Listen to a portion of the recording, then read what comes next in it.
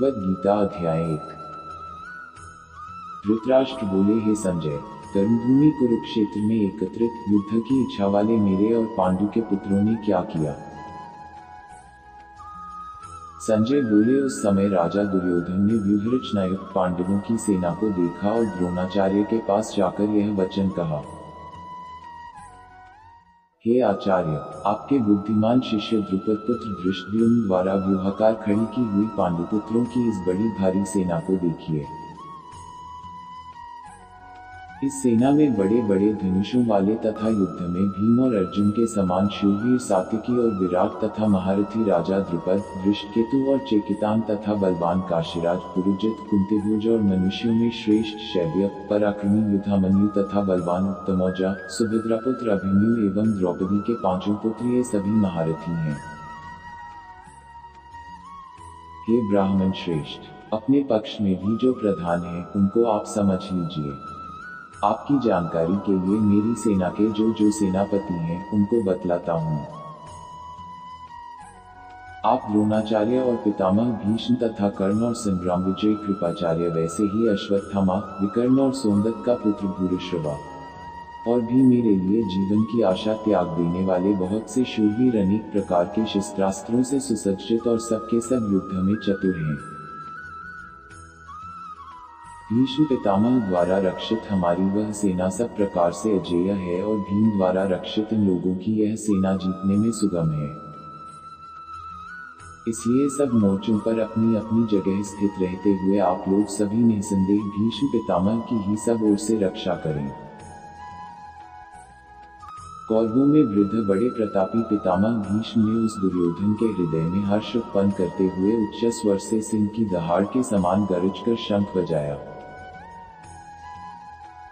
इसके पश्चात शंख और नगाड़े तथा ढोल, मृदंग और नरसिंगे आदि बाजे एक साथ ही बज उठे। उनका वह शब्द बड़ा भयंकर हुआ। इसके अनंतर सफेद घोड़ों से युक्त उत्तम रथ में बैठे हुए श्री कृष्ण महाराज और अर्जुन ने भी अलौकिक शंख बजाए। श्री कृष्ण महाराज ने पांचजन्य नामक, अर्जुन ने देवदत्त नामक और भयानक कर्म वाले भीमसेन ने पौंड्र नामक महाशंख बजाया। कुंतीपुत्र राजा युधिष्ठिर ने अनंत विजय नामक और नकुल तथा सहदेव ने सुघोष और मणिपुष्पक नामक शंख बजाए।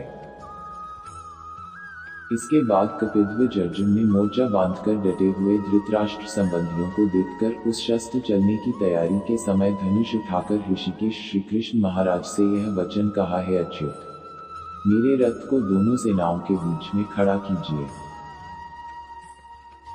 योद्धाओं को भली प्रकार देख न लूं कि इस युद्ध रूप व्यापार में मुझे किन किन के साथ युद्ध करना योग्य है, तब तक उसे खड़ा रखिए। दुर्बुद्धि दुर्योधन का युद्ध में हित चाहने वाले जो ये राजा लोग इस सेना में आए हैं, इन युद्ध करने वालों को मैं देखूंगा। संजय बोले, हे धृतराष्ट्र, अर्जुन द्वारा कहे अनुसार महाराज श्री कृष्णचंद्र ने दोनों सेनाओं के बीच में भीष्म और द्रोणाचार्य के सामने तथा संपूर्ण राजाओं के सामने रथ को खड़ा कर इस प्रकार कहा कि हे पार्थ, युद्ध के लिए जुटे हुए इन कौरवों को देख। इसके बाद प्रथापुत्र अर्जुन ने उन दोनों ही सेनाओं में स्थित ताऊ चाचों को, दादू परदादों को, गुरुओं को, मामाओं को, भाइयों को, पुत्रों को, पौत्रों को तथा मित्रों को, ससुरों को और सुहृदों को भी देखा। उन उपस्थित संपूर्ण बंधुओं को देखकर वे कुंतीपुत्र अर्जुन अत्यंत करुणा से युक्त होकर शोक करते हुए यह वचन बोले। अर्जुन बोले, हे कृष्ण, युद्ध क्षेत्र में डटे हुए युद्ध के अभिलाषी स्वजन समुदाय को देखकर मेरे अंग शिथिल हुए जा रहे हैं और मुख सूखा जा रहा है तथा मेरे शरीर में कंप एवं रोमांच हो रहा है। हाथ से गाड़ी धनुष गिर रहा है और त्वचा भी बहुत जल रही है तथा मेरा मन भ्रमित सा हो रहा है, इसलिए मैं खड़ा रहने को भी समर्थ नहीं हूँ। हे केशव, मैं लक्षणों को भी विपरीत ही देख रहा हूँ तथा युद्ध में स्वजन समुदाय को मारकर कल्याण भी नहीं देखता। हे कृष्ण, मैं न तो विजय चाहता हूँ और न राज्य तथा सुखों को ही। हे गोविंद, हमें ऐसे राज्य से क्या प्रयोजन है अथवा ऐसे भोगों से जीवन से भी क्या लाभ है। हमें जिनके लिए राज्य, भोग और सुखादि अभीष्ट हैं, वे ही ये सब धन और जीवन की आशा को त्याग कर युद्ध में खड़े हैं। गुरुजन, ताऊ चाचे, लड़के और उसी प्रकार दादे, मामे, ससुर, पौत्र, साले तथा और भी संबंधी लोग हैं। हे मधुसूदन, मुझे मारने पर भी अथवा तीनों लोकों के राज्य के लिए भी मैं इन सबको मारना नहीं चाहता, फिर पृथ्वी के लिए तो कहना ही क्या है। हे जनार्दन, धृतराष्ट्र के पुत्रों को मारकर हमें क्या प्रसन्नता होगी? इन आत्ताइयों को मारकर तो हमें पाप ही लगेगा।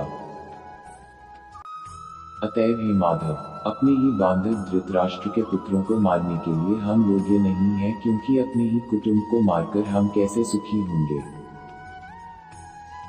यद्यपि लोभ से भ्रष्ट हुए ये लोग कुल के नाश से उत्पन्न दोष को और मित्रों से विरोध करने में पाप को नहीं देखते, तो भी हे जनार्दन, कुल के नाश से उत्पन्न दोष को जानने वाले हम लोगों को इस पाप से हटने के लिए क्यों नहीं विचार करना चाहिए। कुल के नाश से सनातन कुल धर्म नष्ट हो जाते हैं तथा धर्म का नाश हो जाने पर संपूर्ण कुल में पाप भी बहुत फैल जाता है। हे कृष्ण, पाप के अधिक बढ़ जाने से कुल की स्त्रियां अत्यंत दूषित हो जाती हैं और हे वार्ष्णेय, स्त्रियों के दूषित हो जाने पर वर्ण संकर उत्पन्न होता है। वर्ण संकर कुल घातियों को और कुल को नरक में ले जाने के लिए ही होता है। लुप्त हुई पिंड और जल की क्रिया वाले अर्थात श्राद्ध और तर्पण से वंचित इनके पितर लोग भी अधोगति को प्राप्त होते हैं। इन वर्णसंकर कारक दोषों से कुलघातियों के सनातन कुल धर्म और जाति धर्म नष्ट हो जाते हैं। हे जनार्दन, जिनका कुल धर्म नष्ट हो गया है, ऐसे मनुष्यों का अनिश्चित काल तक नरक में वास होता है, ऐसा हम सुनते आए हैं। हम लोग बुद्धिमान होकर भी महान पाप करने को तैयार हो गए हैं, जो राज्य और सुख के लोभ से स्वजनों को मारने के लिए उद्यत हो गए हैं। यदि मुझ शस्त्र रहित एवं सामना न करने वाले को शस्त्र हाथ में लिए हुए धृतराष्ट्र के पुत्र रण में मार डाले, तो वह मारना भी मेरे लिए अधिक कल्याणकारक होगा। संजय बोले, रणभूमि में शोक से उद्विग्न मन वाले अर्जुन इस प्रकार कहकर बाण सहित धनुष को त्याग कर रथ के पिछले भाग में बैठ गए।